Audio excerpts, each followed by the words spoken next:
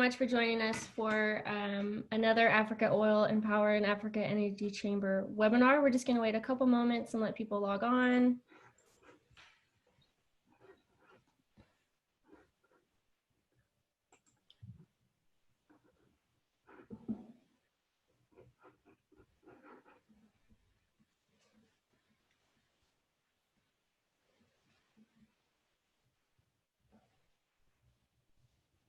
Okay, great. So I'm going to get started today. Thank you so much for joining us for our webinar, Women in Energy. We're very excited to talk about this very important issue in Africa. As a member of the Equal by 30 initiative, Africa Oil and Power and the African Energy Chamber are really committed to empowering women and to making sure that there is gender diversity throughout the value chain in the energy sector in Africa. So I'm going to get started today by taking care of a couple housekeeping items. For all of our attendees joining us today, we would encourage you to chat amongst each other in the chat box. You'll see that box kind of on the bottom bar of your screen. Please note if you want to talk to all the panelists and all the attendees that you need to change the to tab to say all panelists and all attendees. And that way you can chat amongst each other about the topics we're discussing today. There is also a Q&A box that you'll see. If you click on that Q&A box, I will be monitoring the Q&A box for questions from the audience, and I will be interjecting periodically with those questions. And before I turn the webinar over to my co-moderator, Liz, I just wanted to share some statistics from the Women in Energy in Africa and around the world. Women make up 15% of the world's oil and gas workforce and 17% in power and utility sector. In Africa and the Middle East, that number is a bit lower. Women make up 9% of senior management positions and less than 8% of technical jobs. So obviously we have a lot of work to do, right, Liz, in terms of empowering women and making sure all of the policies and from the private sector and the public sector are in place to make sure that that is a priority. So with that, I'm going to turn the webinar over to my co-moderator, Elizabeth Rogo. Liz is the owner of Savo Oilfield Services in Kenya, and she's also president for East Africa for the African Energy Chamber, and we're really honored to have her here today. So Liz, I'm going to turn it over to you to introduce the panelists and to get the conversation started. Thank you very much, Katie, and thank you for all the attendees. I'm really excited with this wonderful group of ladies that you'll get to meet. In fact, we've just had an exciting discussion before we came on live. As Katie introduced the statistics on women in energy, I'd just also like to add that I was recently appointed the director for Kenya Power, and it was a very unusual appointment because we now have 4 women out of 13 heading a board, a state corporation board, which is very rare in this part of Kenya. But those are some of the facts, and as you can see, things are improving. So the topic today, as we said, is women in energy, and we want to basically try and understand why we have a scarcity, why we still have a scarcity of women in the oil and gas, and why there's this big movement and organizations such as Equal by 30 who are pushing it. And we have companies within Africa who have joined this this major movement in bringing more women in, equal pay and more women. So I'd like to take this opportunity to ask each of our wonderful guests, our wonderful panelists that are here, Mirelle, Toulekima, Khadijah, Oluseun, as well as Selma, who will then introduce themselves, and I think it would be nice for you to hear from them.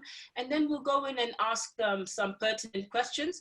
We'd also like to encourage the participants to come in anytime with any relevant questions that you may have. This is going to be a very free-flowing discussion. We estimate between 1 hour 15 thereabouts. So without further ado, I'd love to hear from my sister in Australia, who is Cameroonian by birth, and who I've had the pleasure of knowing. And this is Mirelle Toulekima. Toulekima. So thank you, Liz, and it's a pleasure to be here to talk about one of the major problem in the industry, which is the gender imbalance.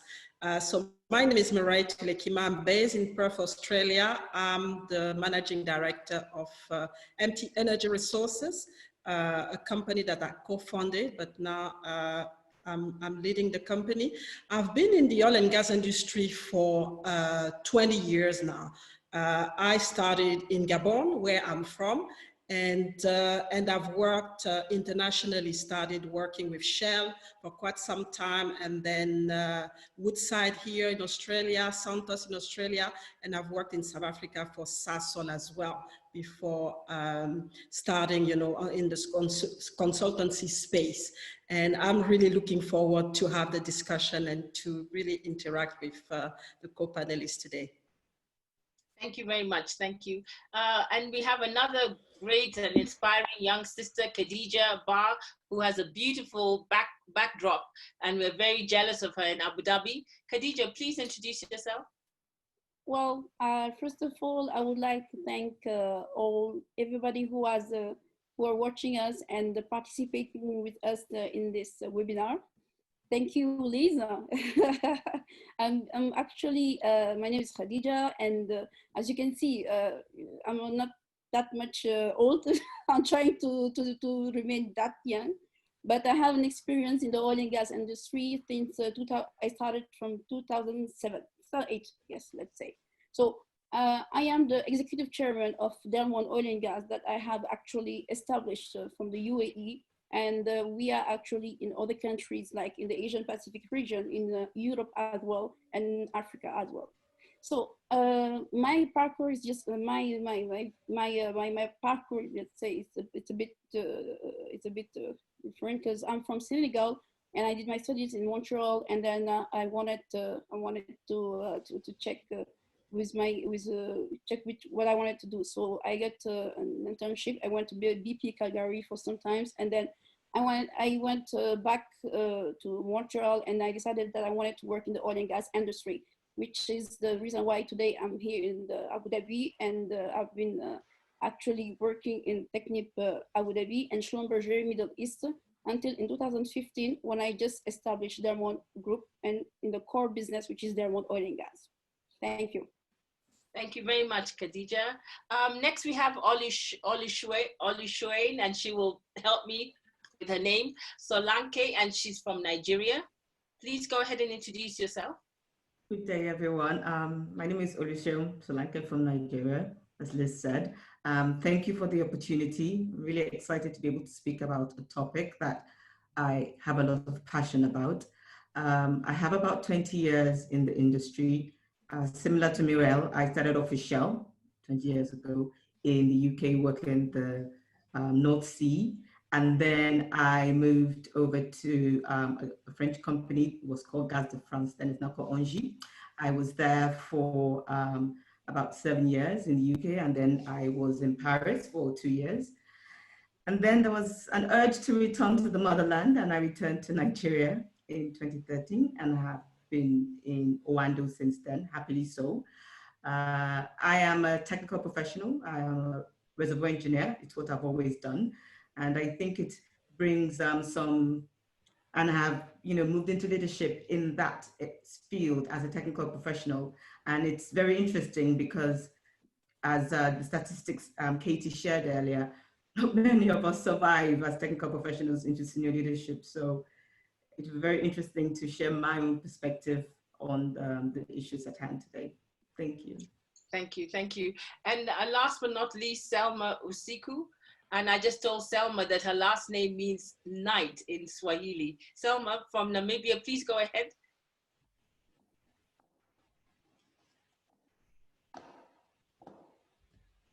Sorry, Selma, I think, can everybody hear Selma, or is it just me? No, we can't hear her. Can you hear me now? Yes. Yes, now we can hear okay. you. Yes. My apologies. Thank you so much, Liz. I was just saying how honored and excited I am to have this conversation with such experienced ladies in the industry. As Liz said, I am based in Windhoek, Namibia. I am the exploration geologist for Azinam, which is a Seacrest-backed company, an E&P company, focused on exploration in Southwest Africa. And prior to joining the company in 2014, so compared to everyone else, I'm really in industry diapers still. But I worked for Brazilian oil and gas company, also exploring for oil and gas in Namibia, called HRT. I was a geologist there. I hold a BSc from Rhodes University in South Africa for geology and environmental sciences. And I did my postgraduate training at the Royal Holloway University of London, where I had a master's in petroleum geoscience.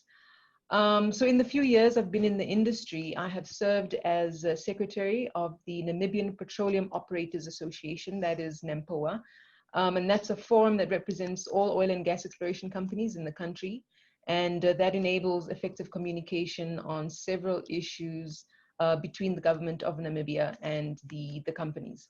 Part-time, I am a television show host. I host a live talk show called Tupopieni, which also discusses not oil and gas issues, but social issues in the country. So this particular topic is close to my heart as well. Thank you so much, Liz. Thank you. Thank you very much. So let's dive into a couple of questions. So I wanted to start off with this first question. What role are women playing in the development of small and medium enterprises in Africa? And how do you expect this to evolve in the coming years, and how can it be encouraged? Mirelle, what's your opinion?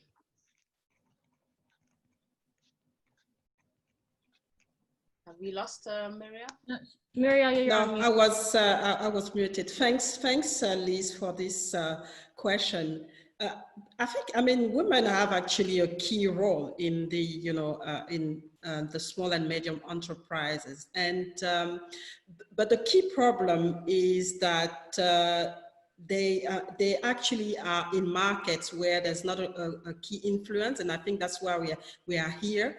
I mean, it's more in retail, and a lot of, the businesses are actually in informal as well. So there's quite a gap here, and a lot of factors are actually making this happening.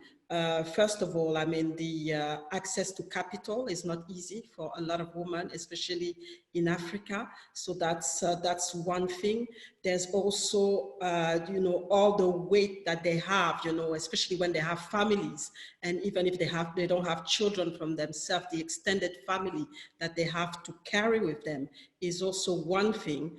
And if we can open up, this open up this market to them, I think the impact will be huge, because, as you know, I mean, it's a fair amount of people that we are talking about. I mean, it's mostly half of the population in Africa, so you don't want to leave them behind, because that's a fair amount of contribution to the economy. So yes, I think it's something that we have to focus on. We're not there yet, but I mean, there needs some improvement. There needs some regulation to be put in place. There are strategies that we have to look at, taking into account the cultural background and the social the social environment, so that we can make it work.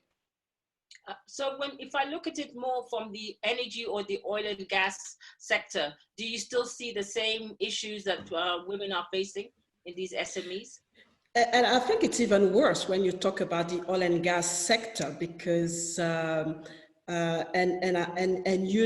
mean, being yourself, in the market there, it's hard, because not only there's not a lot of women, and so women don't really, it starts actually with women themselves, where they think that, they can't actually make it into this sector, which is male dominated. So it starts with the mindset first, and then there's also the cultural background. So all the, the responsibility that they have, which is quite, especially when you become a mother, and I've seen it because when I became a mother, I was working in Africa.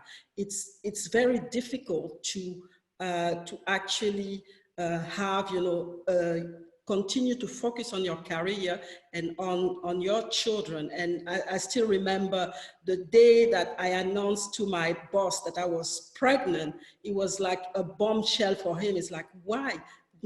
Because I was a graduate, and after 2 years, I announced that. It's like, it's too early and you're not going to focus on your work anymore. And so all those, all those things are coming up where people think that because you're going to start a family or because you are a woman, at some point when pressure is going to come in, because there's a lot of pressure that you have to deal with in this industry, you're not going to be able to manage that, which is completely, I think, wrong. I mean, this is an assumption that's not been verified, but it's up, to the woman to prove that, they are capable.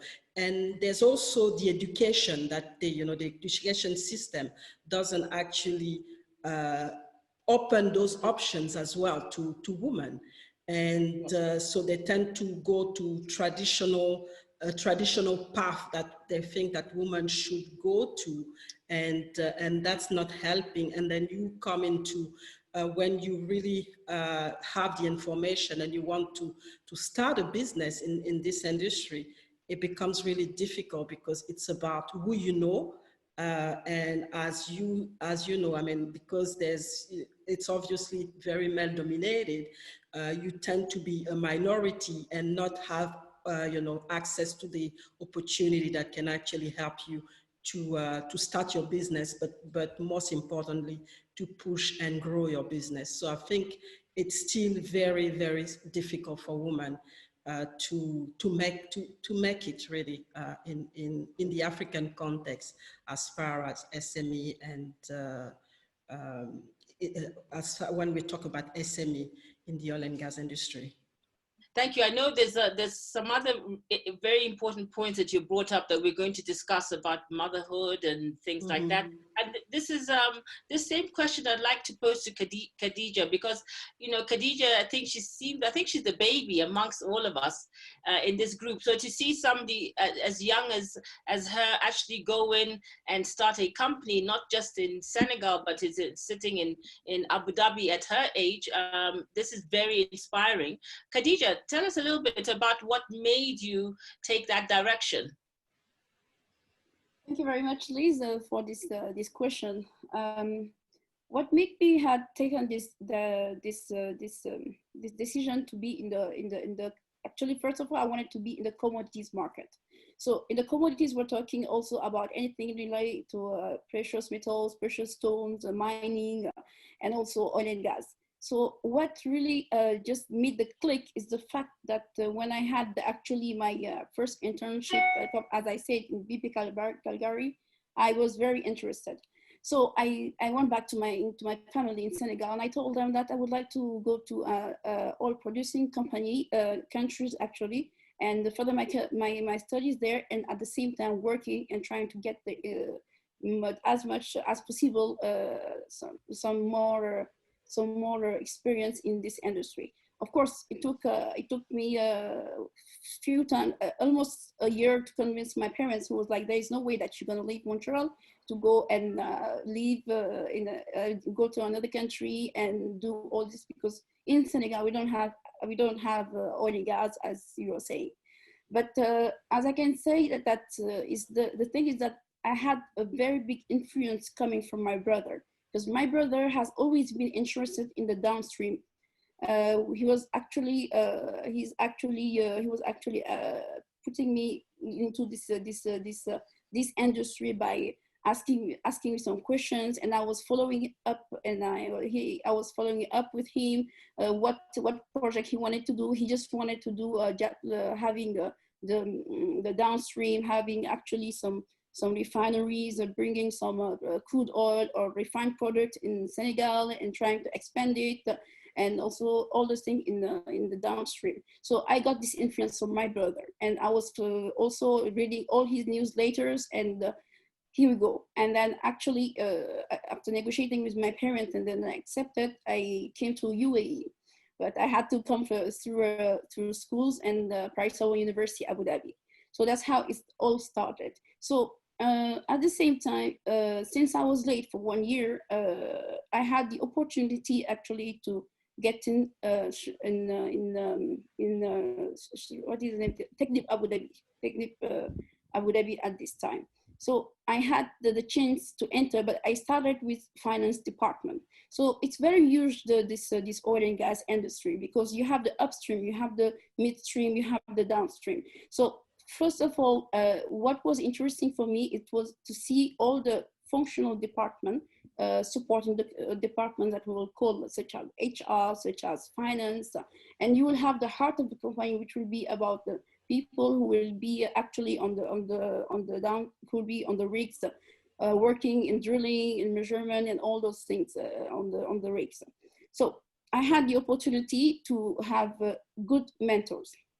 That's the point. I had good mentors in each company that I went through, and they believed in me. They believed that, and when I was telling them in Senegal we have oil and gas, most of them, they didn't believe me, but I truly believed that we had. So I was preparing myself for this opportunity that I was seeing, and I was feeling through my brother who influenced me. So I had the mentors who believed in me, who trained me, and then I was also doing my master. When I was doing my master as well, Schlumberger Middle East contacted me, so it was very difficult to combine the studies at the same time and working as well.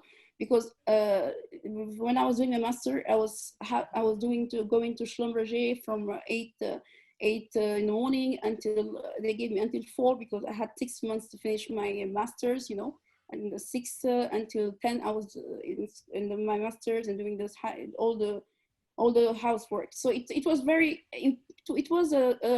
a very tough situation, but I believe it really shaped me and made me who I am today and what I represent to some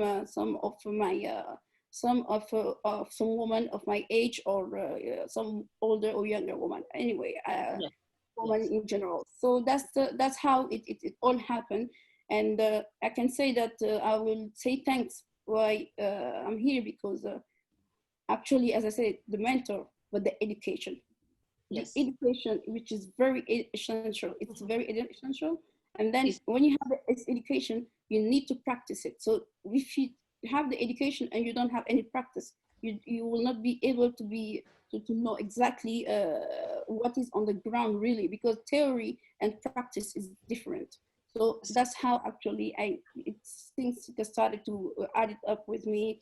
And very quickly, because I was learning fastly, I was carrying things fastly, and then I started to just upgrade, and thanks to God, my mentors was there, and then I've been working a lot. And Schlumberger is, I can say, one of the best schools to really teach you and put you in any kind of situation, invest in the youth.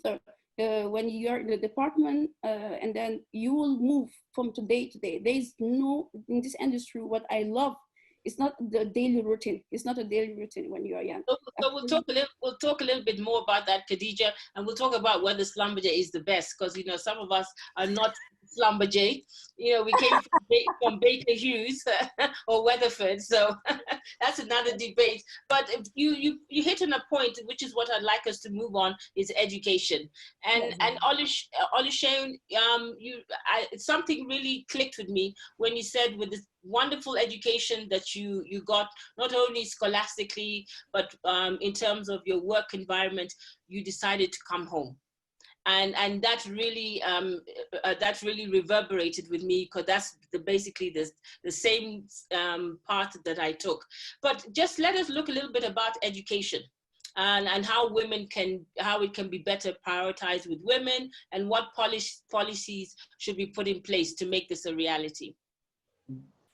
Thanks for asking me this. I'll talk to Oluseun. Sorry, yeah, okay. Sorry, okay. Right. So I'll just make this a bit personal. My friends and I were running a poll. I'm a mother, so I have an army. of domestic staff at home, and so do my friends, because that's how we manage. Yeah. And we're running a poll because I found out that one of my domestic staff, a female, not read or write, right? And the other one could not read or write either, the nanny. She couldn't tell her triangle from her circle. But we found out that our male domestic staff could read and write, the drivers, the security guards. And I checked with all my friends, and this was a commonality. So it's right there in front of us. The main problem we have about not having enough women in the industry is an inflow problem. We just do not have enough women going into STEM programs, which is science, technology, engineering, and mathematics. We just do not have enough women who are interested in these programs. About the Boston Consulting Group published a study in 2017 on gender parity in oil and gas industry. And they found that post-secondary, that 54% of post-secondary scholars are female. However, you just have 27% in STEM subjects.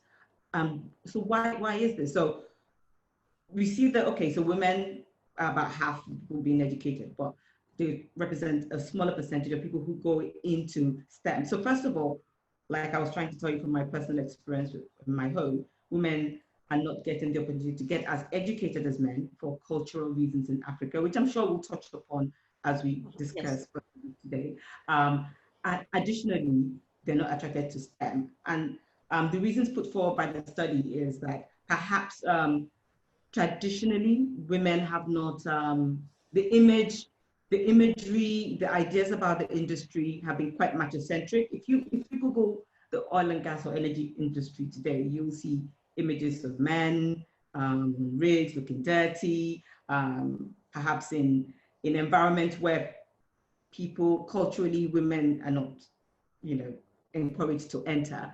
Although these are changing, this is changing with companies like myself. I work for Oando, and this is changing. And one of the ways we are contributing to that change is representation. So you've seen this done also with issues of race, where it's become understood that when people see other people who are like them doing things, and which is what, one of the reasons I came back home, these young African ladies need to see people who look like them, who have similar backgrounds to them, being able to do these things. It can change what their abilities, their ideas of what they think their own abilities and ceilings are.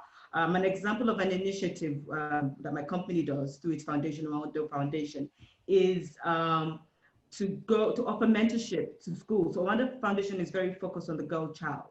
And what we do on special events like International Women's Day or Men in Engineering Days, we go to the schools we adopt, we talk to the young girls, we tell them our stories, we play games, we offer one-on-one mentorship, and we can actually see the light go up in their eyes. So we do things like that. So I think representation and changing the ideas people have about the industry is very important, because we can see it's changing. Women are getting into education. There's still a lot of work to do there, but even so, we have to let them know that STEM is open for them. So, in fact, now that you touched on STEM, and it's a question I'm going to bring up to Mirelle, because she has a very interesting perspective with the Aboriginal girls in Australia. But what influenced you, Oluseun? In the case of Khadijah, her brother was a big influence besides other men. What influenced you into going into reservoir engineering, for example? For me, I mean, my influence was actually my dad, because my dad was actually a mechanical engineer, and he believed in science, and more in a sense that, science was going to help me to have a good job. And that was really the narrative that he had, is that, if you really want to study, I encourage you to do science, to do mathematics, because that's where all the good jobs and the well-paid jobs are going to be.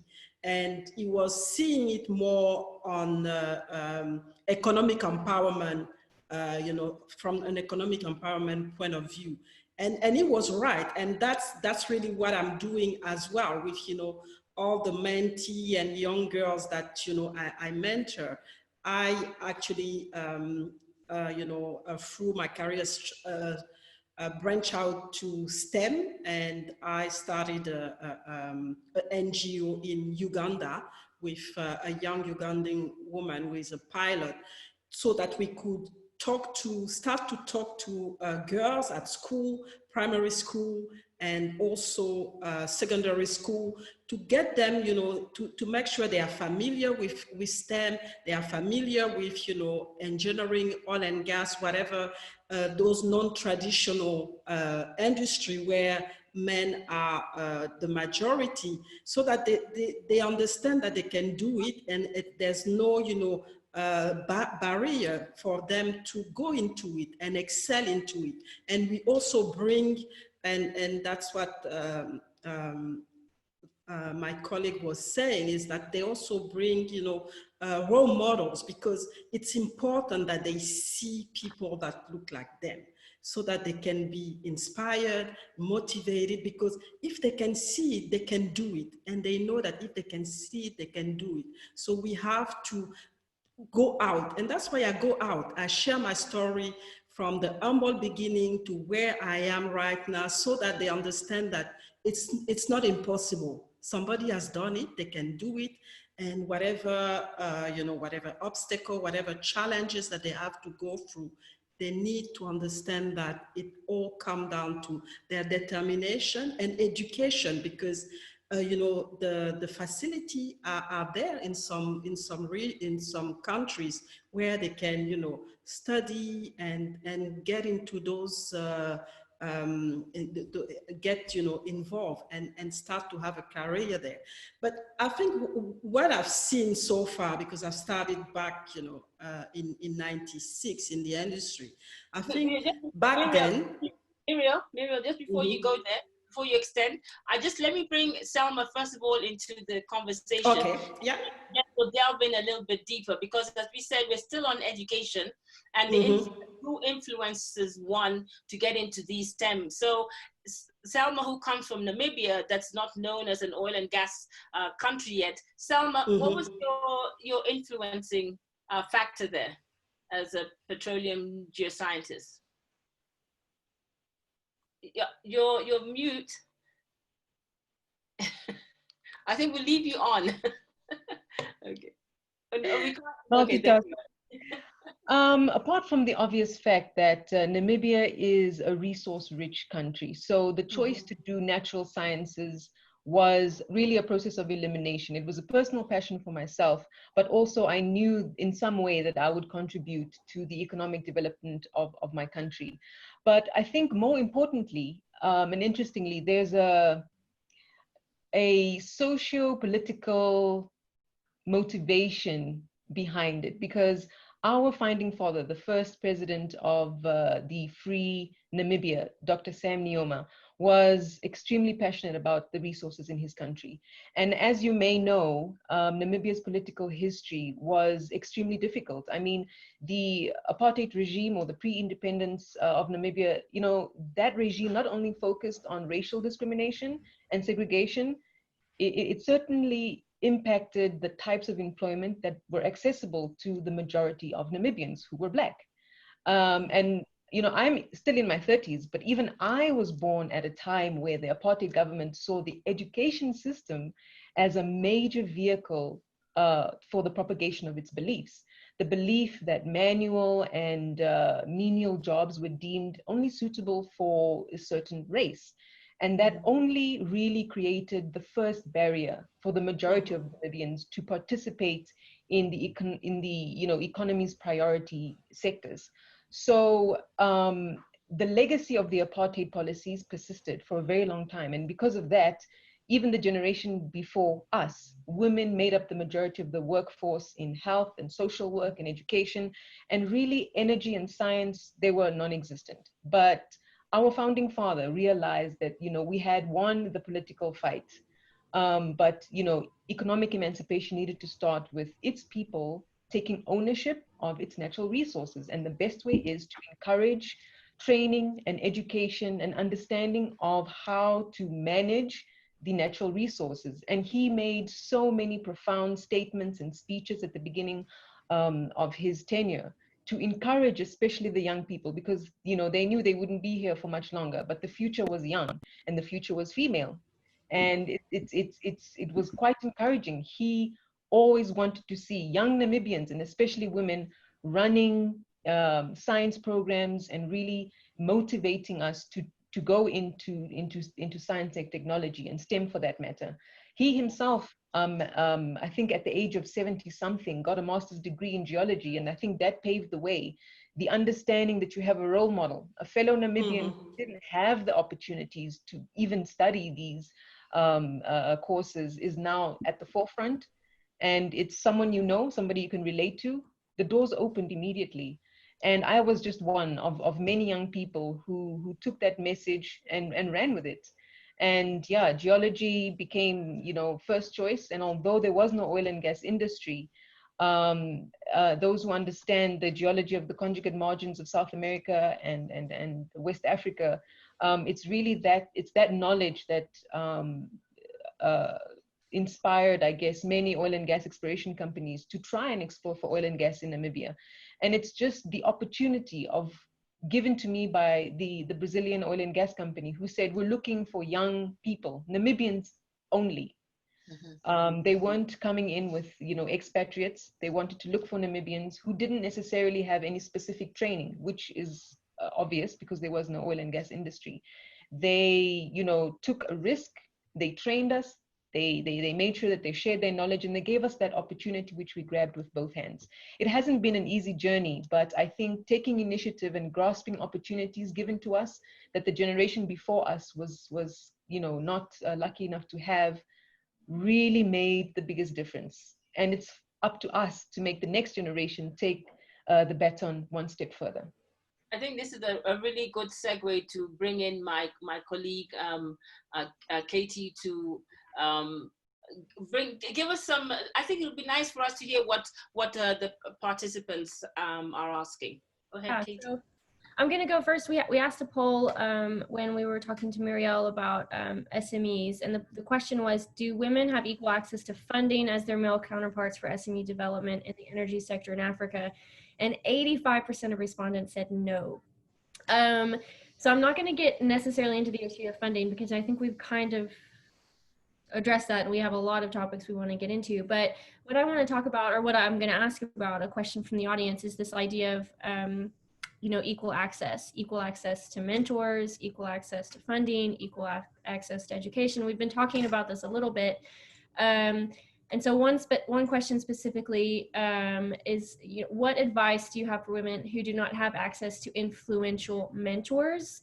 Each and every one of you have talked about your mentors, your colleagues, your father, your brother, people who have really encouraged you in this industry. And that seems to be a resounding theme from everybody, is the importance of having those mentors in your life. So if you don't have it, a really encouraging father or son or mother, or, what advice do you have for somebody that is lacking those mentors and maybe also lacking connections? Maybe there's another question, somebody talking about they have an education, but they can't seem to make any connections. Like, so what advice do you have on that realm? And maybe Khadijah, would you like to start us off?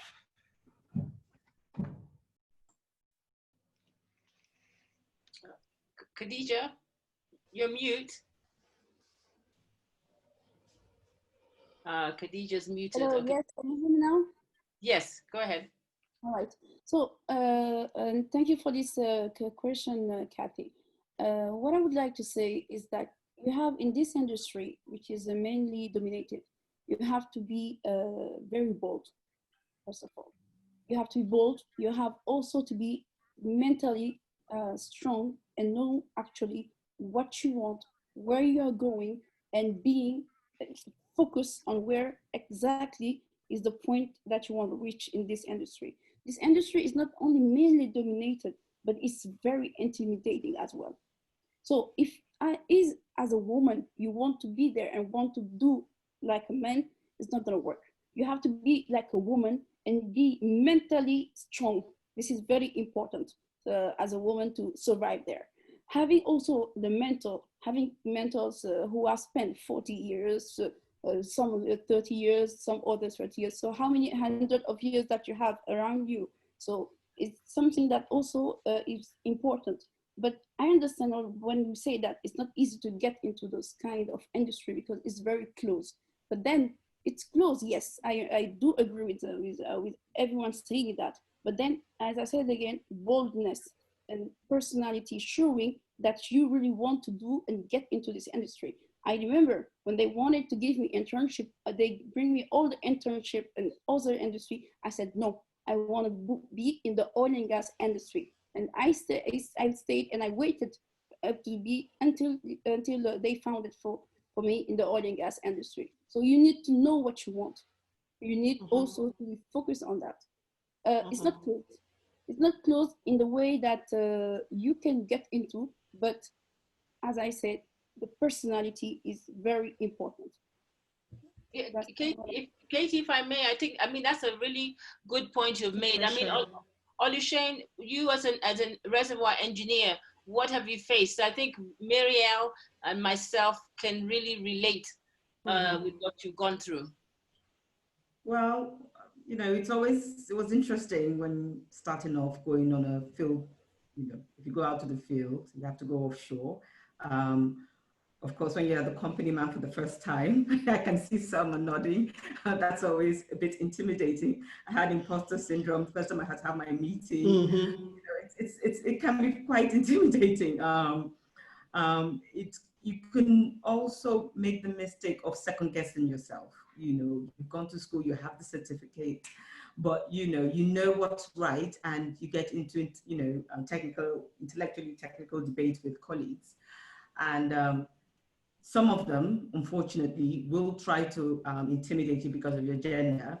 I know I lost some mental battles at the start of my career, less and less these days.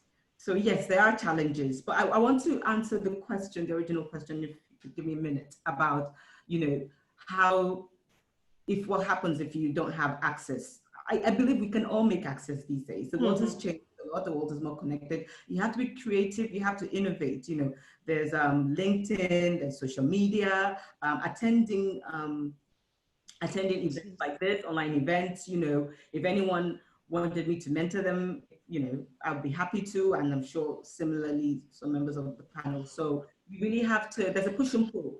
You may have to do a bit more of the pulling if you find yourself, you know, not being able to have access naturally to mentors. Katy, just before you go to that question, I just wanted, Mirelle and myself, we've been in the industry for 20 years, and I would say, Khadijah, I'm not going to say it's easier for you now, but it was very tough. It was very tough for when we were coming in, because we had no role models. We kind of stepped in it by accident. Oluseun, I know you're younger than we are. So, Mirelle, what can you give us just a tidbit? Yeah, I think it's when we started back then, you know, and you're right, it was tough because you couldn't find somebody who looked like you. And I know that Oluseun was talking about the imposter syndrome. I mean, it's just kicking in because you feel like you don't belong. You feel like, you know, nobody is paying attention to you. But, you know, I agree with Khadijah is that you have to look at yourself. You have to look at yourself, know what you want, understand, you know, what are your strengths, what are your gaps, and when you have gap, you have to find mentors to help you. And yes, you know, some people will say, yeah, but I don't know anybody. And then it means that you have to do the work. You have to be strategic. If you have to go and sit and, you know, identify all the single event that's going to happen in your company or in your country or anywhere, list them and try to have access. I know sometimes, you know, it can be very expensive, but list the one that are free, go there. And when you're there, you know, ask questions to be able to be noticed and to just, you know, connect with people, because, you know,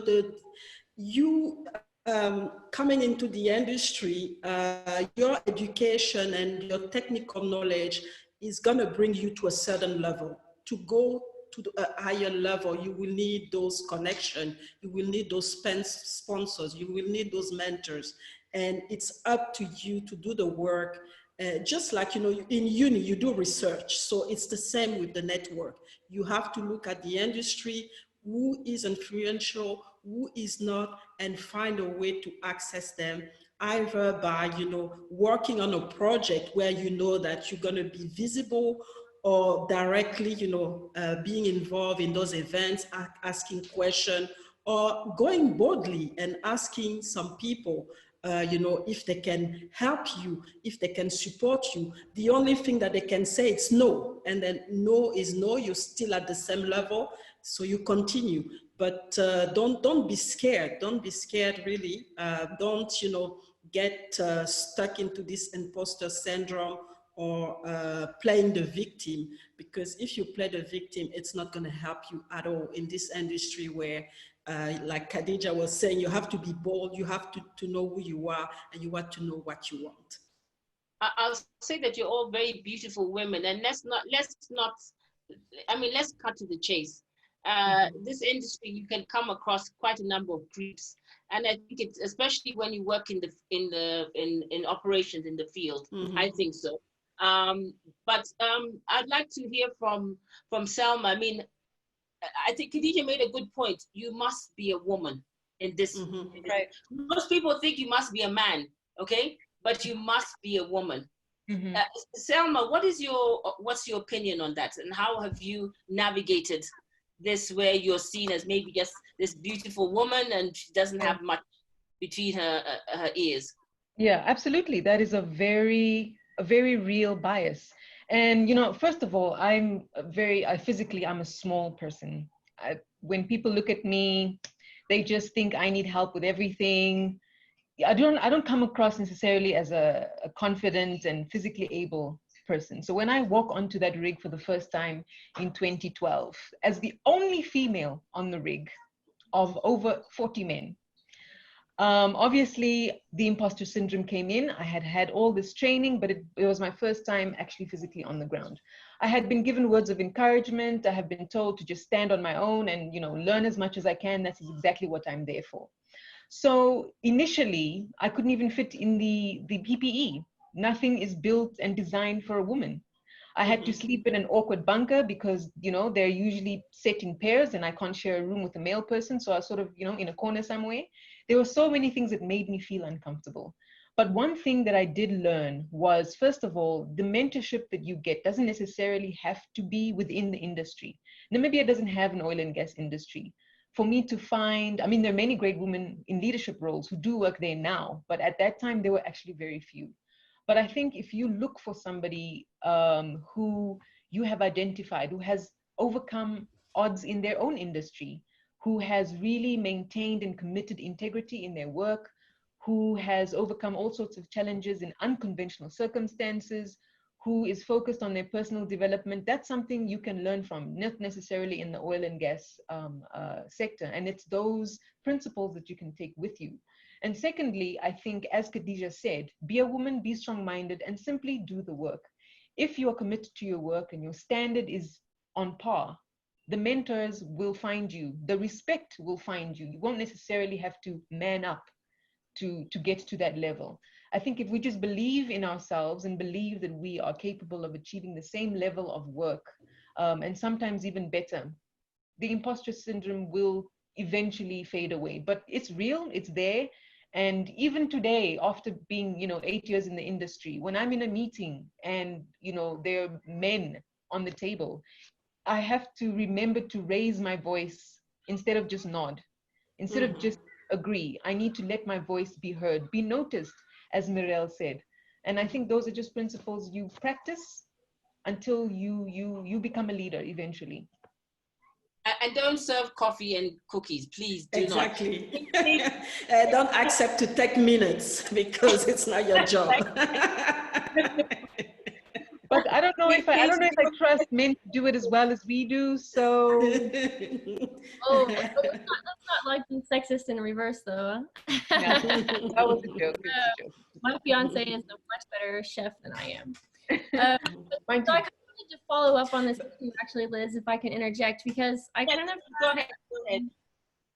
a little light bulb, and I'm feeling actually a bit embarrassed that I don't have a man on the panel now. And so as the person who put together the panel, my apologies, because you know, in a male-dominated industry, you know, from the field up to the executive level suite, I mean, what is the role of men in mentoring women in making sure that this is an issue, right? So I mean, like, and again, this is probably a better question for a man maybe, but from the female perspective, where do men come in on this issue?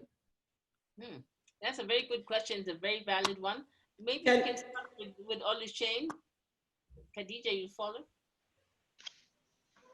I actually think any woman in business or professional career should consider having a male mentor. You shouldn't have only one mentor. And amongst the mentors you need to have is a male mentor, because they help you to provide a different perspective you know, than a man would. In my organization in Oando, we actually have a mentorship program that is not gender focused. So in selecting your mentor, it doesn't necessarily have to be, oh, because I'm a woman and I'm choosing a woman. So, and it has been the same as well in my previous employment. So consequently, most of my mentors have been men. Most of my mentors have been men, and I think it has been a very rewarding experience for me. And even informal mentorships, like from CEOs, CEOs, my current CEO, my current general manager, everyone has been, you know, has mentored me, nurtured me, support me. And I think it just comes back to what you were saying previously, is that if you do the work, and I cannot stress this enough, I know we've said it, but we can keep saying it. If you do the work and you just keep performing, you will have a lot of support from men and women alike, who will mentor you and want to see you grow. Okay. Khadijah, before we go to you on the mentor, I just wanted, before we lose out on that poll, Caty. Caty had a poll that you took? Sorry, say again. Oh, poll, yeah. So Yes. this kind of gets into a different question a bit. And I was actually, I'm as a mother, I'm very surprised by these results. So you know, for the audience, I have a 2-year-old, and so when COVID hit, at least here, schools closed.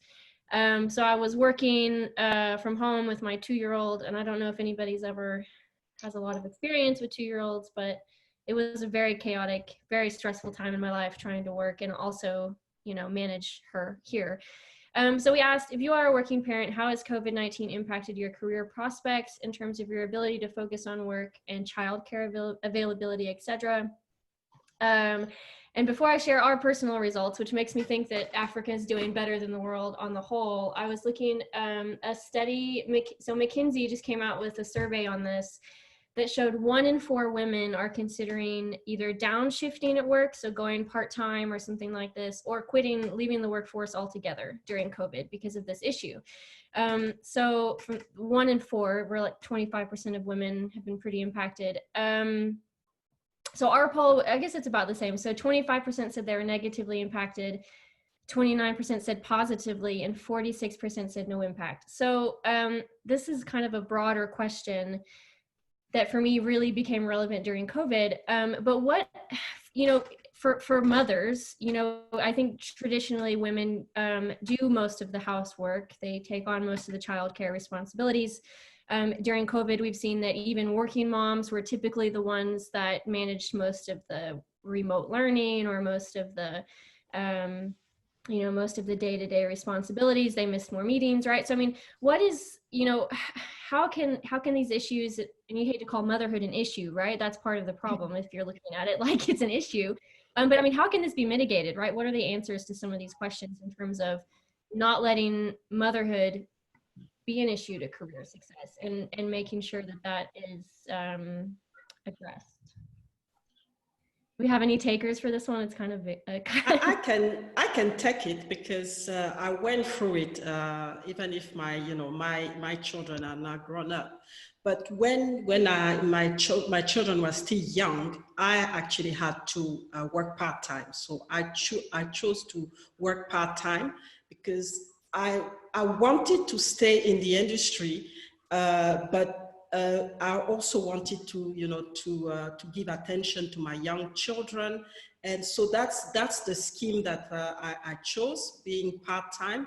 And I was very vocal about it in every single contract that I was taking, is that, I'm a mother, I have young children, and ask for the flexibility. And like I said before, is that, you have to ask, because nobody will give it to you. You have to ask and explain, what you're looking for.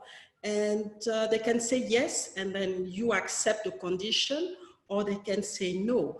And what happened is that by explaining and by really negotiating each time, things were actually working well. And I think some of the men could understand the challenge that a lot of their women colleagues had, because we could voice it and make them understand that, if you create the flexibility, we will continue to deliver the same, at the same level, and even better, because we have this flexibility.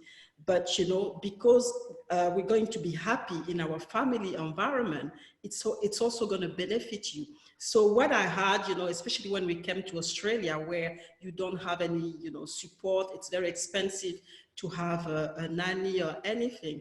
I was working part-time, and when, and because I was on an operational position, because we were drilling and things like that, they actually, the company that I was working for, they actually had software where you could sit at home, look at the logs, communicate with the rig. So the digital part also helped. And it was so funny, because I remember at some point my young daughter seeing me, looking at all those logs and telling me that I didn't know you were doing drawing as, as your work, you're doing drawing like me. So have this flexibility as well. But I think as women, we need to be vocal and put it as a proposition when we negotiate anything, or because we have to speak, and understand that, especially if we deliver and if we are effective and productive and bringing value to the company, we have to put it on the table and bring this flexibility. If we're quiet, it's not going to happen. And that's what I did. I just asked and got this flexibility, and then got, the laptop to work from home when, I had to wake up for operational decisions.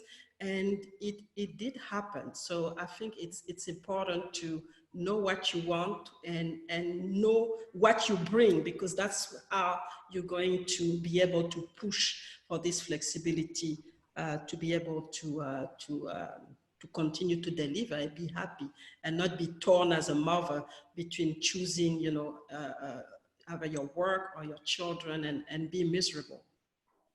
So basically, it's not just COVID that has made this difficult. It's something mothers will continue to face. Caty, I think there's a reverse to that, because a lot of times people think it's, a lot of times, yes, we focus on the mothers, don't get me wrong. But for those that may not have children, I remember when I was a young engineer, because I was single at the time, no child, I was expected to do way, way more. And I'd be told straight up, you don't have anyone, you're not responsible to anybody, so we're going to basically use you, Yes. Khadijah, I'm not going to make any assumptions here. Those that don't have kids or anything at the moment, what's your experience? Well, first of all, there is something which is very important that I would like to talk about. It's about the mentors. When it's very important for me, because you have to believe in yourself. If you don't believe in yourself, nobody will come and follow you. Actually, for myself, how I was doing to actually have the mentors. I was doing my homework. I was in some department, but I was doing my homework and trying to find the most influential person in this company, and going, and I was knocking and asking, and if I can sit, have a discussion. And they were all, most of the time, they were all actually surprised. But I was sitting and I was telling them my story, and I was telling them, asking them to be my mentors. Most of them, they were surprised because they don't have time. They were traveling, they were from here to there or there. But I believed in me, I believed in myself, and I can tell you, this is very capital today. This is very capital to have the mentors, that you have to do your homework. Because today, somebody young like me, I have mentors from different, I have my first mentor actually, and the other mentor around, they are doing all their best because they see the energy that I have, and actually the boldness that I have, and trying to canalize it, because they know that I'm very bold, and I can go through steps and over steps. So it's very important to have those mentors, and I thank them today because they are still with me, and I can tell you, for each step that you're going to do, they will make sure that all their experience will be available for you, and they will be helping you and taking you through the step by step, and not letting you go through the challenges that they face and everything. So as also Mrs. Solanke said before, there's the social media. Today, I can say it's not like Mirelle or as I can say Elizabeth, before we don't have internet and connection. So we have to use this technology that we have today, trying to get reach a person that we need, and we will believe that this person can be a help for. They say no, keep on looking, keep on understanding. Be bold and try to know yourself and believe it. If you believe on what you're saying, and then they will buy it. If they buy it, that's fine. If they don't buy it, you move forward, and you will go for yourself. Coming for the coronavirus, sorry, for the coronavirus, actually for the COVID, when the COVID-19 came, we had to quickly switch and actually take our responsibility as the chairman, sit with all the team in the top management, taking quickly the solution that we have to do for the other officers, and based on the rate of the COVID infection and all the problem that is impacting. So we had in Diamond Oil and Gas, first of all, we have from the beginning all of the employees, everybody from up to the top management, everybody have a laptop and a mobile. So you have already the possibility to work from home. So therefore, they were already having this possibility that we already made in the first step. This is something very important in the industry in our company. So what was important and what was the challenge? It was about the countries, the impact, and to see if we have to truly confine all the employees, or if we have to make it flexible. Anyway, it was flexible. It was flexible from the beginning because everybody can work from home. For what is important is the result. That's all. So basically, we were trying to find, and we couldn't find most of the people. So regardless of the gender, to me, it was whether you're a mother or you're a father, you can stay home and you can be around your family, around your children and everything, whatever you want. At the end of the day, what I want is the results, and being that you're in the safe, as my responsibility, making sure also that you are in the safe environment. So that's what actually they want to have done.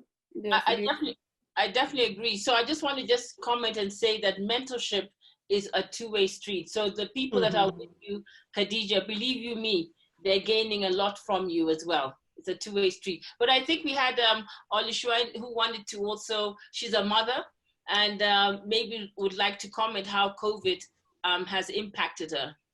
I actually wanted to answer this question because, like you, Katy, I have a 3-year-old. We dropped out of school. we dropped out of playgroup. We did hands in the air. You know, there was one day. It was a critical day. I was in, and our operating committee, the senior meeting. I was trying to do that, and at the same time, Kara's mom, could you please help us annotate? I was going wild, and that day we quit. But so what do? And I understand what Mirelle is saying. So in Africa, it's a bit easier to recruit help, but I implore women, please recruit help. There is this cultural, at least in Nigeria, there's this cultural behavior where women are just expected to shoulder difficulty. Like, it's a badge of honor to shoulder difficulty. Please don't. There's no awards for it. Recruit help. I remember when I was pregnant, our, she's late now, chief legal officer, she came to me and she told me this. She said, I have an army of people who help me be successful. Men have been doing this for years. So please, women, outsource. Your parents, your husbands, relatives, aunties. Luckily, we have a community structure, Africans, even outside Africa. Friends, recruit as much help as you can, right? Don't try to be brave about it. I also want to say the flip side of it, which is that employers have a lot of responsibility to mothers, to retain women in the industry, because most women will go through motherhood at some point, and employers have a big part to play. I'm not saying everybody can do this, but in my company, for instance, of course, we have maternity leave, but we also have paternity leave, understanding that the men too need to be at home and take care of the children. We have a lactation room, which is very important, because if you do want, healthy babies and you believe you want to, go through a certain route to feed your baby, you don't want to feel like being at work presents a challenge to that. So we have lactation rooms. We have reduced working hours for new mothers. We even have adoption leave, because we understand that these days families, happen in different kinds of ways. So and I think it's really working out, because you read some statistics to start with. In Oando, we have 47% of our workforce who are women. 33% of our leaders are women. And I think about 50% of our technical team are women.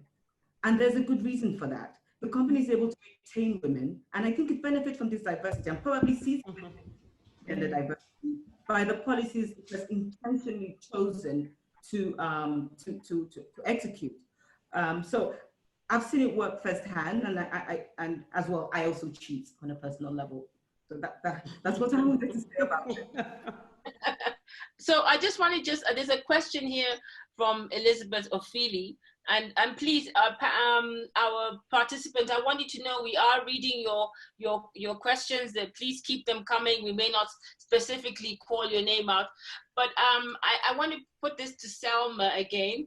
Selma, you're going to be our single women heroine here. But the question was that there seems to be a huge problem with single women, especially ambitious, focused ones in industries like oil and gas. The sense of independence seems to drive away the opposite sex. So she's asking, what advice can we give Elizabeth, that she can also maybe meet a decent man and maybe start a family. And I mean, I know we're smiling at this, but this is a big problem, especially in Africa. You have, no, you're right. Or mother-in-laws to be looking at you and saying, listen, it is not a compliment when a mother-in-law is telling you that you are too ambitious. Am I right or wrong, ladies? So Selma, you speak the truth. In Africa, it's tough. Elizabeth is absolutely right. But I'd just like to say, candidly, but also serious at the same time, to be honest, a man who is intimidated by your ambition is exactly the kind of person you do not need on your team. I think it's a blessing for that person to not approach you if they're intimidated by your ambition, because in this career, what you need is a partner who is supportive and understanding. There will be times where your workload and the time management on your part will be extremely demanding on your relationship. And if you have to re-explain and constantly justify what you're doing to your partner, it's not going to work. So, I don't think it's a loss on the part of a woman who is independent and excelling in the energy sector.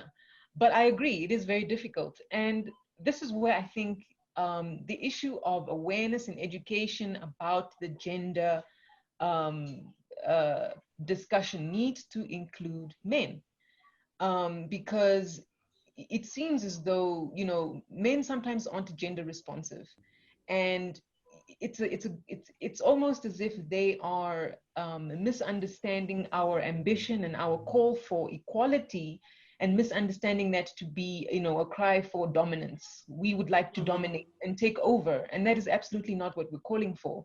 Our drive is simply to have equal opportunities, equal pay, equal, you know, everything that they have been used to all these years, for us to have a piece of that pie. And coming into a company, for example, that like Azinam, which is very small, there are some policies that didn't exist simply because they weren't women. I don't think, you know, from a starter point of view, there was necessarily a need to prioritize maternity leave, because who would it be given to? But it's when you start bringing men into the conversation together with women, that a woman can bring up these issues and say, I as a woman face such and such challenge. This is how, if I were in that position, I would like for it to be handled. It cannot be a single approach. We need men in the conversation. Driving them away for us to have a private conversation isn't going to work. And if there are companies such as Oando who have had the pleasure of experiencing this winning formula, it shouldn't be a secret. Please share it with companies that seem to be struggling and not reaching the milestones that your company has had, because there are simply companies that are really struggling. They aren't tracking their gender diversity in their companies. They're not tracking who's leaving and why, and who they're hiring, and does it matter. And I suppose that's also why it's important to have women in leadership, because then they become part of the recruitment. And that makes it easier for us to have that conversation. I'm sorry, I might have, you know, no, that's fine. I wish this was a Zoom wine party, as they call it. I think we could have gone on and on, yeah. but we're coming towards the end. So I think this will be a good time for each of you to give your 1 minute wrap up. It's just been really wonderful speaking with all of you. So we'll go in the same order. Mirelle, would you like to give us your parting thoughts? Oh, it's already over. I mean, it's been a very interesting, you know, a very interesting discussion, and it's still a key issue, you know, the gender balance in gender imbalance in the oil and gas industry is still a problem. And I agree with Selma that we need to include more men into the, you know, into our discussions, because sometimes they don't know. We need to educate them, and they need to understand, you know, how we feel, and how it affects us, and how it affects as well, you know, the environment where you know, they have to interact with us. And it's important that we're not quiet about it. It's important that we reach out. So the idea of having a male mentor is also very good, because then, you know, you have, you know, a conversation of, the male is learning from you, is learning how, you know, a woman is actually leading, and it can actually help you to navigate through the system as well. So men have to be part of this equation. But what I want to say is that we've actually moved quite a lot. We've gone a long way, because since we started back then, I think the problem back then when I started was more about having a woman who actually entered the industry.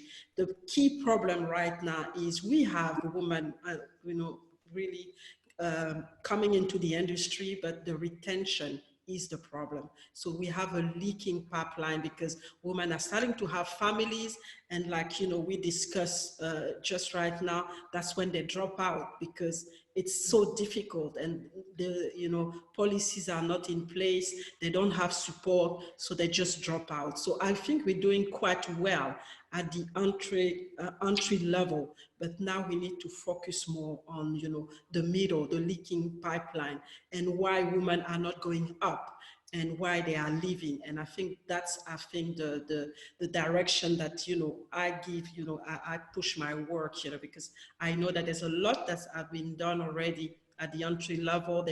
We now have role models, so it's a bit easier to appeal to young girls and young adults to come into the industry. But now is, how do we solve this, middle pipeline where, it's leaky and women are not going up, they're stuck, in the middle management.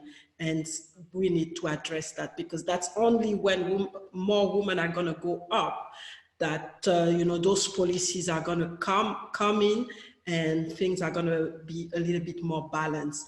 And we shouldn't also forget, the option that a lot of us have taken, which is myself, Elizabeth, yourself as well, and Khadijah, is, create your own table where you're going to create the rules and the environment for women to be able to be part of this industry and have, an impact at the highest level, so that the industry can be woman friendly, if I can say, and really have, what we're looking for, which is the balance that we're looking for into this industry.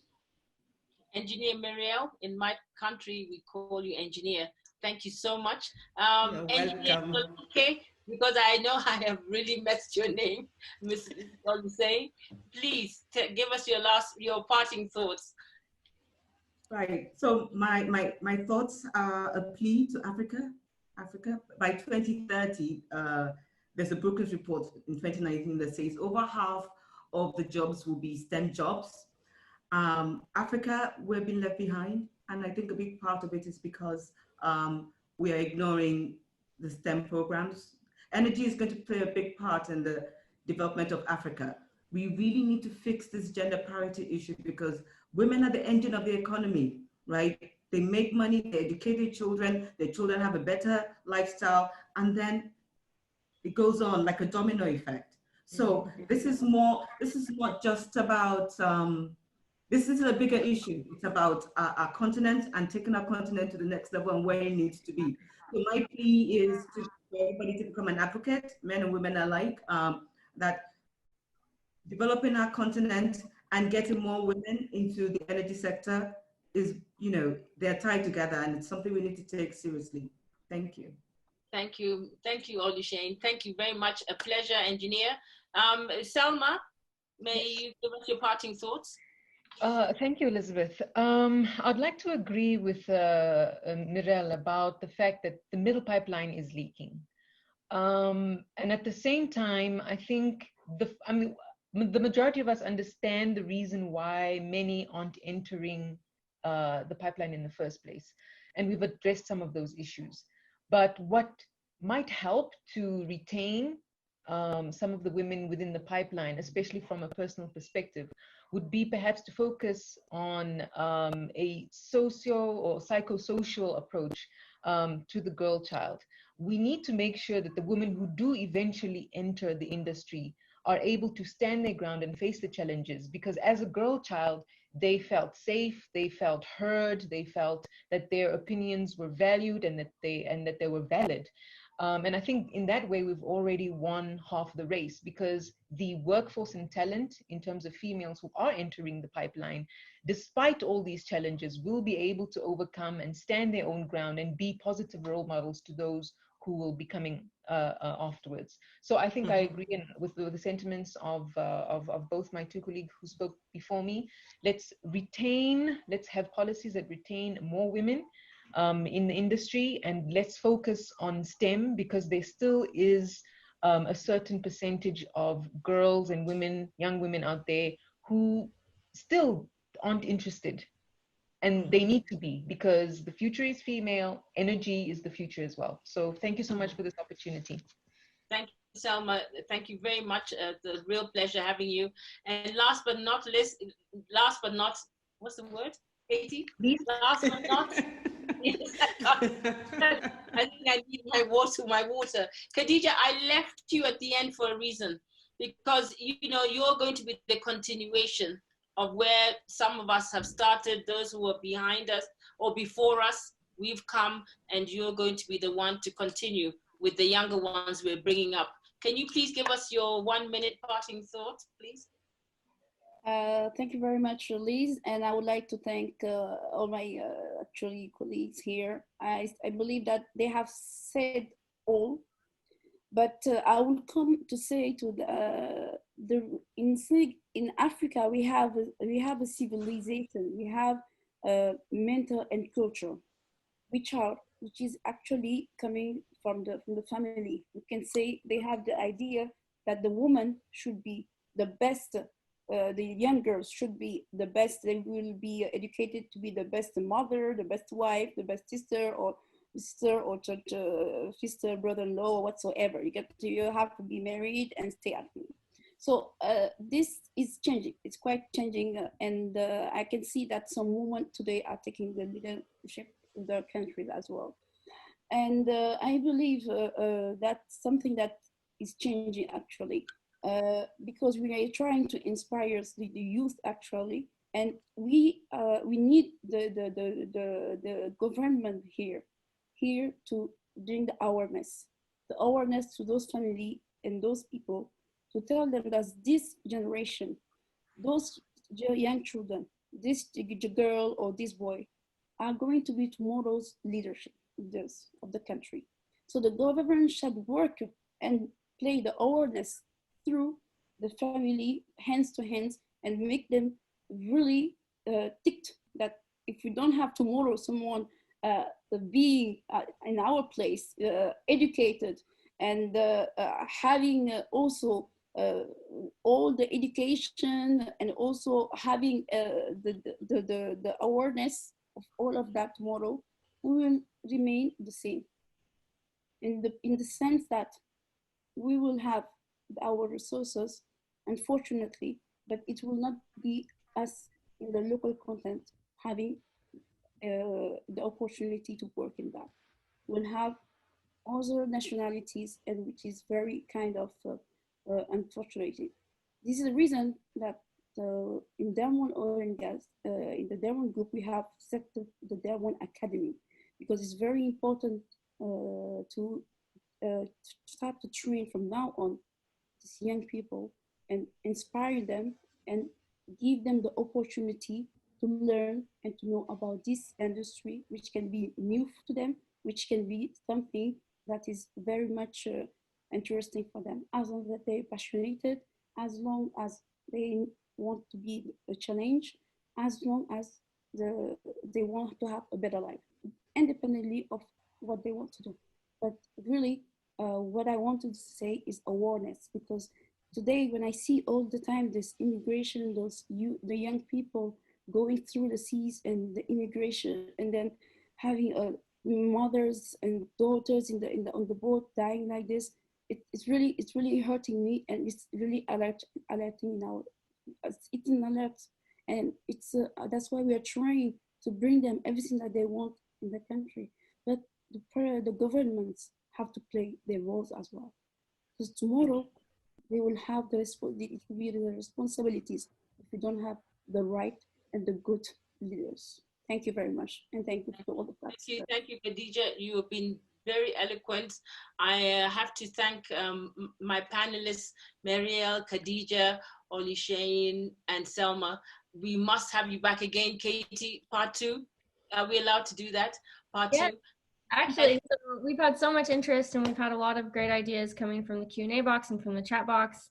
And actually, we're now looking at doing a Women in Energy Association at Africa Oil and Power. So if you're interested in that kind of an initiative, please drop us a line. You're welcome to send me an email directly. It's really easy. It's Caty, C-A-T-Y, @africaoilandpower.com.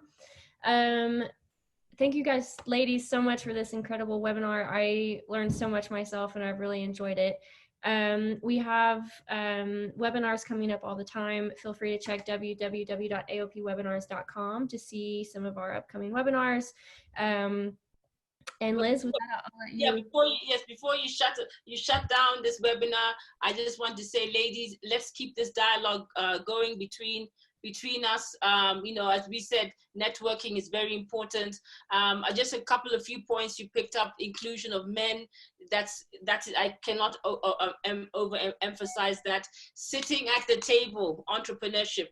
that is another area we really need to push. And I'm glad that we had a good mixture of people that are entrepreneurs and have done well in governments. Retention of women, focusing on STEM, mentorship, tomorrow's leaders, that is very important. And I'd like to end with what you had said, Oluseun: women are the engine of the economy. Thank you, everybody. Thank you, participants. It was a pleasure having you, and a pleasure for myself and Caty to host these wonderful women. Thank you. Thank you, everybody. Thank you very much for the opportunity. Thank you.